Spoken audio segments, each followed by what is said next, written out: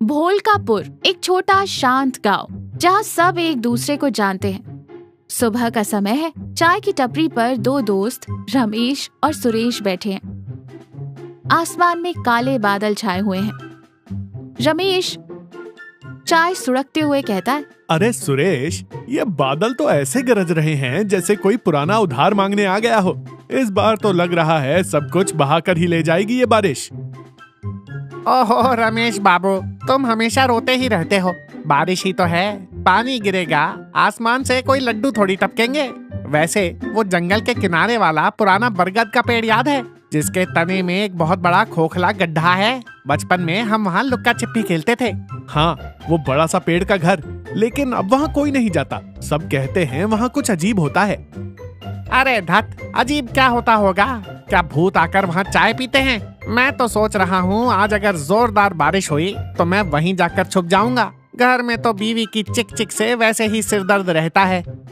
तभी वहाँ रमेश की पत्नी गीता आ जाती है। गीता समझदार भी है और थोड़ी सख्त भी। बड़े आए, मतलब यहाँ चाय पीकर घर से भागने की प्लानिंग चल रही है। घर की छत टपक रही है और जनाब पेड़ के गड्ढे में छुपने की सोच रहे हैं। अरे नहीं गीता, वो तो सुरेश ऐसे ही मजाक कर रहा था। चल, मैं अभी घर आता हूँ। दोपहर का समय, मूसलाधार बारिश शुरू हो चुकी थी। रमेश और सुरेश खेत से लौट रहे थे, लेकिन बारिश इतनी तेज है कि कुछ दिखाई नहीं दे रहा। रमेश कांपते हुए कहता है, बाप रे, ऐसा लग रहा है प्रलय आ गई। सुरेश, कहाँ जाएं अब? कहा था ना, उस पुराने बरगद के पेड़ की तरफ भाग, आज वही बचाएगा। दोनों भागते हुए जंगल के किनारे उस पुराने बरगद के पेड़ के पास पहुंचते हैं। पेड़ के तने में एक बहुत बड़ा गहरा खोखला हिस्सा है जो बिल्कुल एक छोटे कमरे जैसा है। दोनों अंदर घुस जाते हैं। अंदर बिल्कुल सूखा है। बाहर तूफान है, लेकिन अंदर एक अजीब सी शांति और एक हल्की नीली रोशनी है। रमेश हैरानी से चारों तरफ देखता है। यार सुरेश, बाहर इतना तूफान है, फिर भी यहाँ अंदर इतना सूखा कैसे है? और ये नीली रोशनी कहाँ से आ रही है? तूने सच में भूतों को तो नहीं बुला लिया? सुरेश डरते हुए भी मजाक करते हुए कहता है, भूत होते तो उनको भी ठंड लगती। वो कहते थोड़ा खिसक भाई, हमें भी बैठने दे। वैसे जगह बढ़िया है यार, एकदम 1 BHK फ्लैट जैसी। तभी पेड़ के अंदर की दीवार से एक धीमी गूंजती हुई आवाज आती है। स्वागत है मेहमानों, तुम्हें क्या चाहिए? रमेश नीचे गिरते हुए कहता है, हे भगवान, पेड़ बोल रहा है। सुरेश, भाग यहाँ से। सुरेश कांपते हुए कहता है, अरे भाई, बाहर बाढ़ आ रही है, मरना है क्या? आप कौन है जी, और क्या चाहिए का क्या मतलब है? मैं इस जंगल का रक्षक हूँ। ये पेड़ मुसीबत में फंसे लोगों को आसरा देता है, लेकिन यहाँ रहने का एक नियम है। सच बोलने वाले को आराम मिलेगा, झूठ बोलने वाले को सजा। सुरेश हिम्मत जुटाते हुए कहता है, ओहो सच में? अरे हम तो हरिश्चंद्र के पड़पोते हैं, जो पूछना है पूछिए। सुरेश, क्या तुम सच में सुबह अपनी पत्नी की चिक चिक से परेशान होकर यहाँ आना चाहते थे, या तुम्हें पता था कि बारिश होने वाली है? सुरेश पसीना पोंछते हुए कहता है, वो हाँ भाई, सच ही कह रहा हूँ। वो बहुत बोलती है यार, कान पक जाते हैं। सोचा यहाँ शांति मिलेगी। अचानक सुरेश के सिर पर कहीं से एक बाल्टी ठंडा पानी गिरता है। सुरेश थरथराते हुए कहता है, अम्मा मेरी, ये क्या था? तूने तो कहा था सच बोलने पर आराम मिलेगा। सच तो बोला, लेकिन अपनी पत्नी के बारे में बुरा बोला। वैसे आराम तो मिला ना, ठंडे पानी से दिमाग ठंडा हुआ। सुरेश, तुझे तो बढ़िया मजा चखाया। रमेश, तुम हंस रहे हो? कल तुमने गीता से खेत में खाद डालने का झूठ नहीं बोला था, जब तुम असल में ताश खेल रहे थे? रमेश की हंसी रुक जाती है।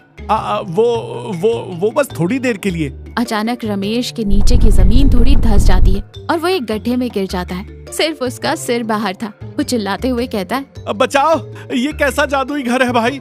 ये तो टॉर्चर चैम्बर है। अगले दिन सुबह बारिश थोड़ी कम हो गई है।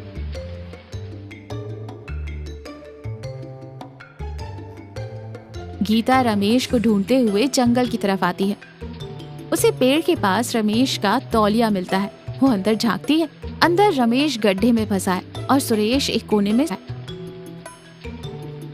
गीता गुस्से और चिंता में कहती है, हे भगवान, तुम दोनों यहाँ क्या कर रहे हो? और रमेश, तुम जमीन में क्यों धंसे हुए हो? मूली बन गए हो क्या? रमेश रोनी सूरत बनाते हुए कहता है, गीता मुझे माफ कर दो, मैंने ताश खेला था। ये पेड़ बहुत खतरनाक है, ये झूठ पकड़ लेता है। गीता हैरानी से कहती है, क्या पेड़ झूठ पकड़ता है? सुरेश भैया, ये क्या पागलों जैसी बातें कर रहे हैं? सुरेश हाथ जोड़कर कहता है, गीता भाभी ये सच कह रहा है। मैंने कल तुम्हारे बारे में बुरा बोला था तो इसने मुझे नहला दिया। ये कोई आम पेड़ नहीं, ये सच उगलवाने वाली मशीन है। तभी फिर से आवाज गूंजती है, गीता तुम्हारा स्वागत है। क्या तुम हमेशा सच बोलती हो? गीता थोड़ा डरते हुए पर हिम्मत से कहती है, हाँ, मैं कभी झूठ नहीं बोलती। मैंने हमेशा रमेश का भला ही चाहा है। सच में? तो फिर उस दिन तुमने रमेश की वो नई शर्ट क्यों जलाई थी और कहा था कि चूहों ने कुतर दी? रमेश आंखें फाड़ कर कहता है, क्या मेरी फेवरेट शर्ट तुमने जलाई थी? गीता शर्मिंदगी से कहती है, अरे वो तुम पर बिल्कुल अच्छी नहीं लगती। तुम उसमें एकदम जोकर लगते हो, इसीलिए मैंने उसे जला दिया। अचानक गीता के बालों में एक छोटा सा सुंदर फूल खिलता है, लेकिन तुरंत ही मुरझाकर गिर जाता है। सच बोला, लेकिन अपने स्वार्थ के लिए। इसलिए फूल खिला, लेकिन तुम्हारी नीयत पूरी तरह सही नहीं थी, इसलिए मुरझा गया। तीनों पेड़ के अंदर बैठे हैं। बाहर अभी भी हल्की बारिश हो रही है। माहौल थोड़ा गंभीर है, लेकिन बीच बीच में हंसी भी आ रही है। यार, इस पेड़ ने तो हम तीनों की पोल खोल दी।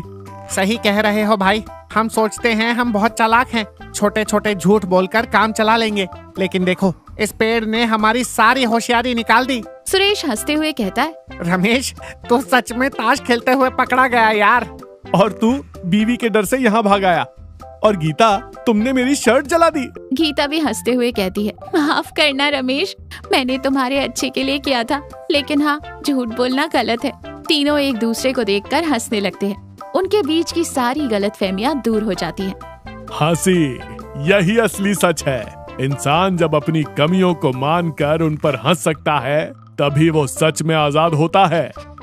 अगले दिन बारिश पूरी तरह से रुक चुकी है। सूरज निकल आया है। पेड़ के अंदर की नीली रोशनी भी अब गायब हो चुकी है। लगता है अब जाने का समय आ गया है। हाँ भाई, इस पेड़ को जो सिखाना था वो सिखा दिया। तीनों बाहर आते हैं। ताजी हवा चल रही है। सब कुछ धुला धुला सा लग रहा है। गीता पेड़ की तरफ मुड़कर हाथ जोड़ते हुए कहती है, धन्यवाद पेड़ बाबा, आपने हमारी आंखें खोल दी। आज के बाद कोई झूठ नहीं गीता, मैं वादा करता हूँ। मैं भी। अब तो बीवी की चिक चिक भी मुझे संगीत जैसी लगेगी।